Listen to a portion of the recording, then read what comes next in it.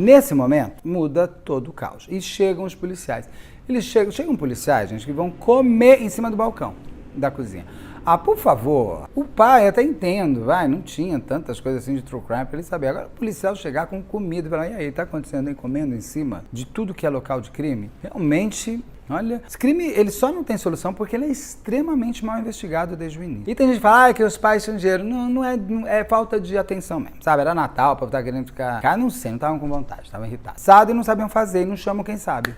Esse é o problema. Você não sabe fazer, não faz, mas deixa o outro fazer. Chama, fala, olha, não sei fazer, posso prender? Fico aqui do teu lado, ó, fico olhando. Agora não tenta dar um de rei, onde você não é nem peão, né, cara? Pelo amor de Deus. Mas chega esses policiais e ficam... E começa uma grande perícia de fotografia. Fotografou-se tudo. Perguntas que eu faço. Só foram começar a ver locais de entrada nesse momento. Quando você liga para um lugar e fala, minha filha foi sequestrada, ninguém viu que a porta não foi arrombada, não tinha uma janela arrombada, não tinha uma janela aberta. Aliás, tinha uma janela aberta no porão, que daí eles vão descobrir que tinha uma... Foi por aqui que ele entrou. Só com um detalhe, um dos podcasts americanos que eu vi, interessante. Ali tava cheio de teia de aranha. Se entrou ou sair alguém, aquelas teias de aranhas teriam rompido, né, vida. E lá eram teias de aranhas velhas, então não pode ter entrado por aquela janela. Ah, e tem uma mala. E todo mundo fica falando de uma mala. Mas ninguém abriu essa mala pra saber o que tem dentro? Ninguém abriu essa mala pra saber o que tem dentro. Toda vez que chegar nessa mala, fala, agora eu vou saber o que tem dentro. Agora eu vou me... Não contam. Fala assim, tinha uma mala embaixo de uma janela aberta. E nem que tem nessa mala, senhor? No porão o povo deixa umas budegadas lá, joga fora, gente. Não vira acumulador. Por isso que o americano é muito acumulador também. O brasileiro tá ficando também. Tem uma mala, velho, joga fora, doa, mas não fica acumulando. Então tinha uma mala, mas não sabemos o que tem nessa mala. No corpo da Joan Bennett aqui vai trazer muitas histórias. Como dizem sempre, o corpo fala, tal, aquilo que já virou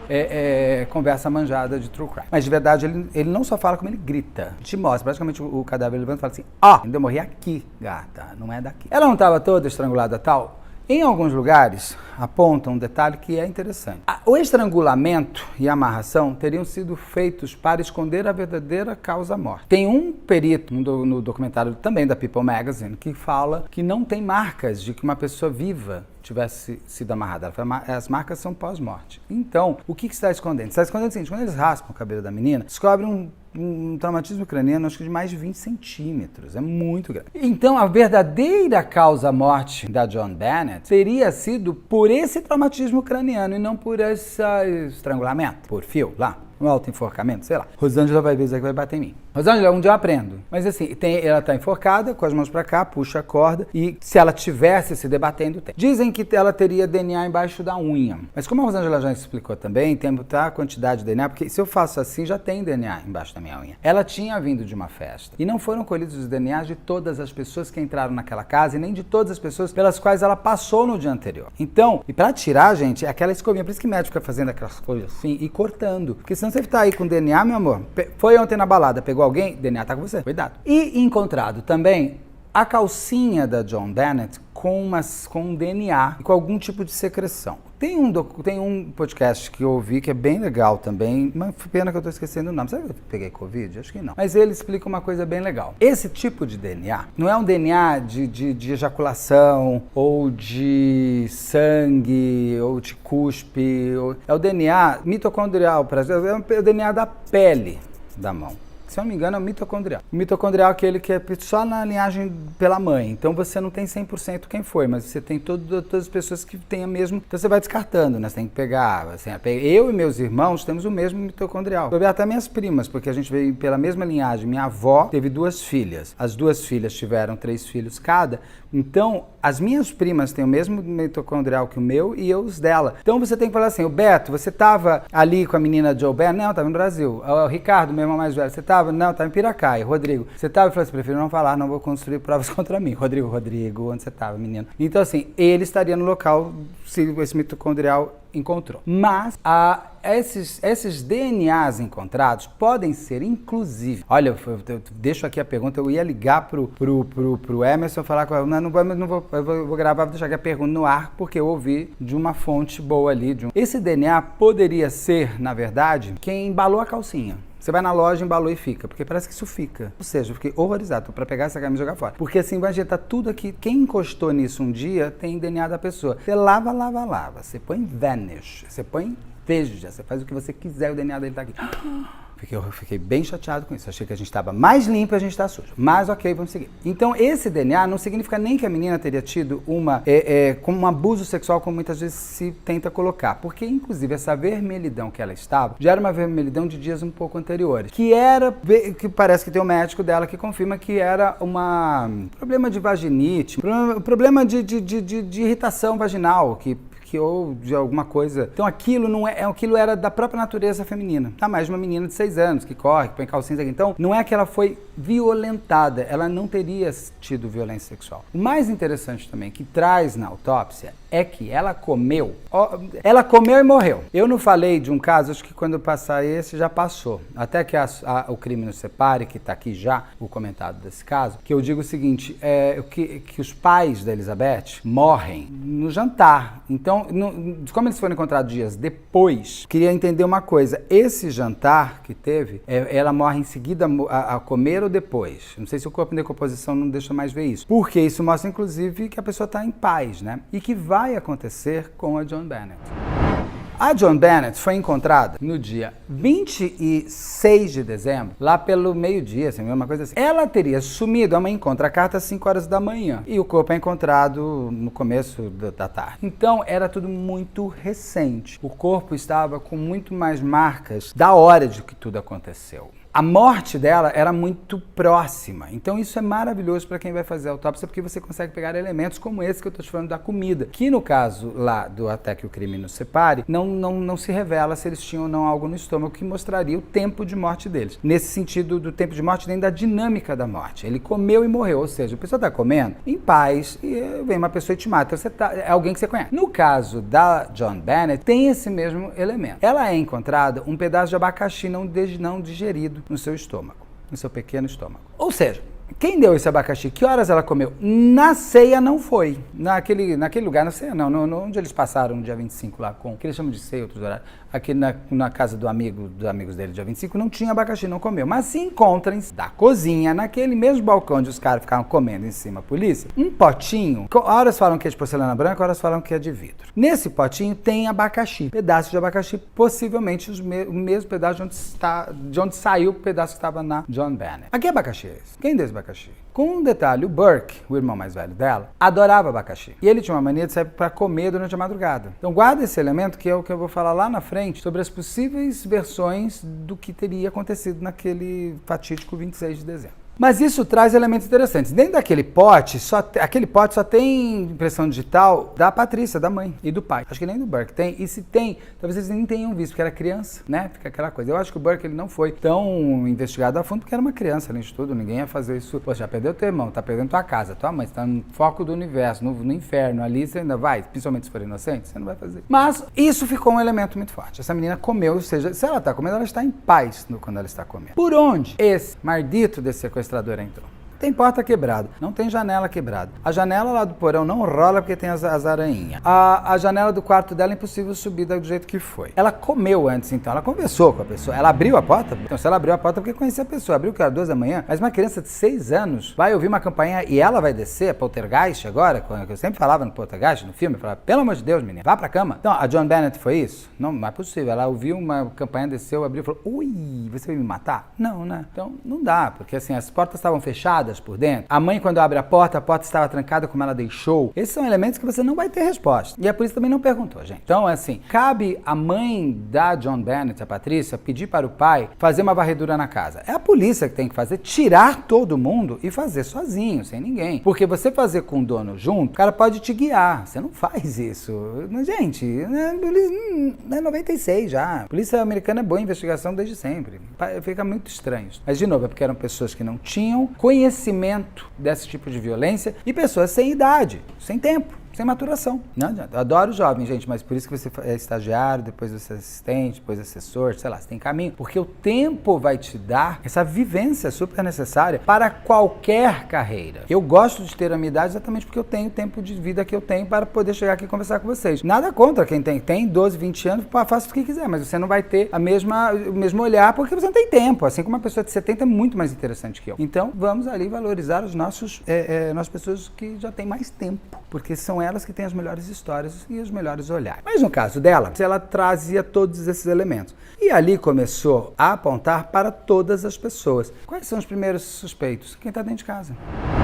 O tempo vai, inclusive, trazer as possibilidades dos pais tirarem da possibilidade de um suspeito. Quando você não fez nada, a primeira coisa que você faz é falar, investiga, prova, me mostra que eu sou inocente porque eu não fiz nada. No caso dos pais, existe um contrário, existe aquela coisa que aí fica meio nada. Eles se negam, inclusive, a dar depoimento. Eles falam, não vou falar nada. Contrato o melhor escritório de advogado criminalista da cidade ou da região, porque, de novo, mas se você não fez nada com sua filha foi morta. Ao invés de você se tirar de suspeito para você poder deixar a polícia trabalhar só em outros suspeitos, por que você ainda força? Porque aquela velha história, ninguém não vai construir provas contra você, você vai construir provas de inocência. Ah, mas todo mundo é inocente até com as provas contrárias. Beleza, cabe à acusação provar que eu sou culpado. Certíssimo. Agora você vai ficar nisso. E dane-se se a sua filha tá ou não tá tendo justiça. Não é assim. E eles ficam, a menina vai enterrada, tal, comoção, blá, blá. E eles ficam nessa situação de não falar. Eles fazem um exame grafotécnico porque a carta é uma carta muito doida. Gente, é uma carta de 2 páginas, escrita num bloco amarelo. Eu tenho esse bloco, eu ia pegar pra mostrar pra você. Ai, gente, tá lá embaixo de uma pilha, não vou pegar não. É aquele bloco amarelo bem americano. Tinha uma coisa meio doida. A pessoa que escreveu aquela carta ainda foi pegar uma caneta no escritório, ou seja, eu tô na cozinha, acho um bloco de papel ali numa gaveta que eu sei onde tá. Preciso de uma caneta, vou até o escritório e pego uma caneta. Então essa pessoa conhece essa casa. Não dá, não é possível. Eu se eu entrar numa casa que eu não sei, vou pra direita ou pra esquerda. E você tá sequestrando. Vou lembrar que, em princípio, essa menina está sequestrada. E é um sequestro, assim, qual é a lógica do sequestro? De deixar o corpo morto dentro da casa. Se você quer o dinheiro, você sai. Tem um elemento na carta ali, que eu trago já, que eles ficam falando, nós somos de uma organização estrangeira, que é contra o governo e tal. Vamos lembrar que o pai dela era de empresa de tecnologia. Então, será que era uma empresa, são terroristas que estão usando porque ele pode ter feito softwares para o governo americano, sabe? Você joga nessa teoria da conspiração de que, na verdade, é um crime contra a América. Essa carta tem subtextos muito interessantes de se ler. Eles jogam o tempo inteiro pistas para você sair do reto. E é uma carta escrita nesse bloco com uma caneta da própria casa lá do escritório, que deixa, inclusive, marcado. Sabe? Eu, por exemplo, eu escrevo muito forte. Então, sabe, você escreve aqui e aqui quando você vê todas as marcas, e esse papel amarelo é bem molinho. Então você tinha, inclusive, nessa folha que ficou ali, toda a marcação, você podia passar um lápis e ler a carta. Numa letra que foi feito o exame grafotécnico, tanto do pai quanto da mãe, para ver se batia. Eles finalmente tinham aberto para poder fazer. Ela diz, a mãe, que não é a letra dela. É possível que tem coisas muito parecidas, mas eu não sou perito grafotécnico, nem eu deixo para os peritos falarem se é ou não. Não tem essa condição, não vou fazer essa levianidade. Então, essa carta já trazia também esses elementos que apontavam para os pais. A falta de disponibilidade, dar depoimentos e contar as coisas que ajudassem, inclusive, a chegar a um autor também. Eles chegaram a investigar um Papai Noel, que é onde eles foram passar também, que tinha algum problema lá atrás, mas o cara não tem nada a ver, ele nem estava, nem possível ser. Daí chegou outro cara que foi preso em Bangkok, que ele vira, imagina, que ele vira e fala, fui eu que matei. A polícia vai até lá, pega o cara, volta, faz exame de DNA, não é o DNA dele que está na calcinha, com um detalhe, ele fala de uma dinâmica do crime impossível de ser feita. Até porque a polícia nunca revela tudo. Tem coisas que somente o autor vai poder revelar, provando, inclusive, que é ele, como aconteceu com o BTK. No caso desse cara que diz que foi o que matou a Joe Bennett, ele fala que drogou ela. Essa menina não tinha droga no corpo, essa menina não tinha bebida no corpo, essa menina não tinha nada. Foi feito o exame toxicológico, pelo menos com as drogas conhecidas à época. Ele podia ter usado uma droga desconhecida, mas ele fala, mas essa minha droga não pega no teu exame, eu usei esta droga. Se é ele. Então, mas não é ele. Foi solto e tal, ele só chegou para atrapalhar. Nem sei o nome dele. Aí os pais começam. Aí a própria promotoria faz um pré-julgamento. Eles chamam os jurados para que eles decidam se os pais têm ou não que ser indiciados como homicida. Ninguém sabe o que aconteceu, vai lá o promotor e fala, eles não vão ser indiciados, é o caso ainda em investigação, eles não são nem mais investigados. Os jurados ficaram depois muito nervosos, porque eles queriam, sim, que eles fossem a júri. Mas o promotor não acatou a decisão do jurado. Não era como júri de homicídio em si, mas era como, assim, você não matou, mas você permitiu que sua filha morresse. Pouco injusto, porque se você não matou, ela está dentro da casa, trancada, com tudo, com os pais. O que mais ele faz? Põe a menina dentro de uma jaula? Não dá, né? Ninguém entra. Alarme, fogo. Se os pais não mataram, não tem como culpar eles de nada. A menina chegou, foi dormir, foram dormir, fecharam a porta, dormiram, tal, acordam, tá lá a menina, o que o pai pode fazer? Ficar na frente todo dia da vida, nunca mais vai dormir? Não, gente, vamos com calma também. Se eles não mataram, eles não mataram, e culpados eles não são. E aí foi se criando toda essa celeuma de quem matou John Bennett. Não, eu não tenho a resposta. Se eu tivesse, eu não estaria conversando só aqui com você. Eu já estaria falando para a Polícia Americana, eu estaria dando entrevistas e sendo agraciado com a chave da cidade. Não sabemos. Existem possibilidades que são levantadas. Uma delas é de que quem teria sido o autor teria sido o próprio irmão, mas numa atitude de acidente. Vamos lembrar que o menino, ele atazanava um pouco a menina por ciúmes de irmão mais velho, com a irmã mais nova. Ele pode ter descido, a menina veio atrás, ele foi comer abacaxi, ela falou, quero também. Ela é mais nova, mais baixinha. E sabe, quero também, quero. Aí ela vem dar um empurrão, ela bate a cabeça, não sei se é possível, não sei se foi feita essa produção simulada, e se esse craniaço aberto de 21 centímetros, seria possível no empurrão batendo alguma coisa. Foi visto se os bicos tinham sangue e cabelo? Não sabemos de nada, mas é uma possibilidade. Ele teria dado uma cacetada na irmã. A possibilidade é uma das coisas que são apontadas. Vou deixar aqui, eu não vou nem dizer o que eu acho. Que ele teria, e os pais, para cobertarem, eles iam perder os 2 filhos. Até porque eu não sei se nesse estado é aquela história de que a criança com 6 anos vai para banco de réu e pega prisão perpétua. Então eles perderiam os 2 filhos. Eles perderiam a filha que já morreu e o filho que deve ter ficado catatônico também, se ele não matou porque quis. Ia ser um escândalo e eles tentaram salvar o filho vivo. Já que a filha está morta, vamos salvar o filho vivo. Mas, pô, se o menino matou, pais viram. É uma arquitetura muito maldita também, porque olha só, pega a menina, enforca, tem toda essa coragem, enforca a garota, taca durex, enrola o negócio, joga no porão, tranca a porta, escreve carta, pega e liga para a polícia gritando, vai e fica frio o tempo inteiro, esperando para que nada seja descoberto, para que o porão não seja visitado. Não tinha medo que a polícia ia verificar, ou queria que a polícia verificasse para que aquela carta tivesse mais sentido, mas aquela carta não tem sentido nenhum. Zero de sentido. Zero. Você não pode ter uma carta de sequestro com um corpo morto lá dentro. Até porque na carta eles ficam o tempo inteiro. A vida dessa filha está nas suas mãos, a gente vai decapitar ela, não faça nada que ela fica viva, não faça nada que ela chegue em 1997, que era virada de ano. Pô, não tem lógica. O corpo tá lá, ó, liga e fala, ó, a gente nem vai te dar trabalho, o corpo tá aí no porão, desce, pega, já faz, enterra amanhã, ó, beijo, criança. Não tem, não é pensamento de bandido. Não é assim. Bandido vai ter algum tipo de pensamento, algum pensamento desgraçado. Então, fica meio... Mas ao mesmo tempo que se foi o filho, o irmão que matou a irmã, os pais foram horrorosos com o que restou de memória da filha. E ela tinha muita adoração, a garota, né? Aliás, uma foto que aparece muito de umas estátuas, né? De uns troféus. Os troféus não são da John Bennett. Os troféus são da avó, da mãe e da John Bennett. John Bennett tinha 6 anos, não tinha tempo para ter tanto troféu. Acho que ela tinha uns 3, 4. Então, aquilo era geracional. Então, se foi o irmão, coloca os pais numa situação muito complicada porque eles teriam sido muito maus com o que restou da filha. Outra possibilidade é que os pais teriam matado, talvez também num acidente. E aí cria toda aquela máscara de dinâmica, ela foi enforcada, foi isso, foi aquilo e tal, para dar um ar de um assassino que entrou e ocultar um acidente. Ou seja, é aquela coisa Nardone, né?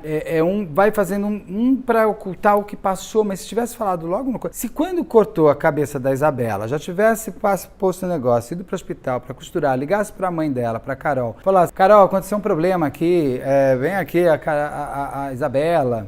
A Carol ia chegar, ia ficar brava, lógico, toda mãe ficaria, mas resolveria. Não, mas daí assim, pra ocultar o sangue, pra parar o grito, aí põe a mão, da menina desfalece, da menina faz, aí joga, que o Alexandre vai jogar, ele sempre jogava os filhos na cama, ele vai jogar no sofá, erra o lugar, cai no chão, ela quebra o isco e a mão. Vai levar de novo pro hospital, meu Deus do céu, não, a mulher vai lá e fala assim, esgana, fala, sabe que eu vou te esganar. Então você vê que aí joga pela janela. Pra quê? Para inventar que um ladrão entrou. Então, dentro dessa comparação, se foi o irmão ou se foram os pais, com certeza foi o acaso e foi um acidente. Aí, para ocultar um acidente, poderia ser até legítimo o choro da morte, eles teriam virado e ter criado uma história criminal para que eles não fossem apontados como assassinos, mas eles não eram, entendeu? A mesma coisa Bela, quebrou isso, quebrou, que horror, assim, mas não mata sua filha, mas não permite, esganou, leva para o hospital, não, joga pela janela, assim, bom, eu me livrei, assim, ninguém me apontava e ficava, legal, eu posso chorar no velório? Pelo amor de Deus, né? Vamos pensar um pouco. Não é possível que as pessoas, num momento como esse, pensem... Não pode pensar coisa direita, vai pensar só idiotice. Então, se foi o pai, se foram os pais e se foi o irmão, é muito cruel com o que fizeram com ela, principalmente o depois. Não se respeitou a memória, não se respeitou o amor, não se respeitou a vida que se foi. Se quis preservar, no custo que custar, aquela foto de família perfeita. Mas ela não vai ficar assim.